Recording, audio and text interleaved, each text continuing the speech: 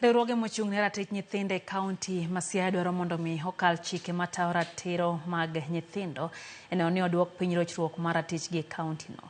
Jochung' e weche nyithindo e kaunti ma Siaya Kennedy Kiribwa ojiwo sirikand counties mondo mi okal chikego e yo mapiyo mondo mi oduok piny rochruok e ratich nyithindo moseidho ahinya ka giseyudo cases maromo 1,800 e kaunti no higa mokalo kende. Jakom riwruok joma mine e od bura ma Siaya Scholastica Mado ma bende en MCA ma ward ma East Alego ma osiro wechego kendo oyango ni ochano mar kalo chikego e yono mapiyo e od bura.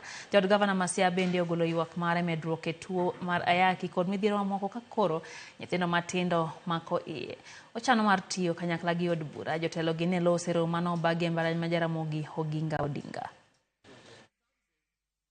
A total of 1,806 cases that were reported in our offices where the rights of the children had been trampled on.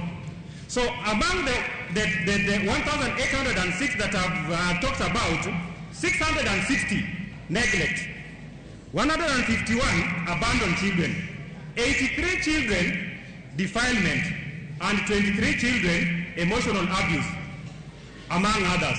So we still have some challenges that our children are still facing. In Siaya, particularly on the area of gender-based violence, we are still not doing well. We need to put more effort, and we assure you as the Assembly that the Executive please hasten to bring to us any policies that will strengthen the area of protection of our children. And also, Mr. County Commissioner is here. We want to plead with your office to help us in the enforcement of the law.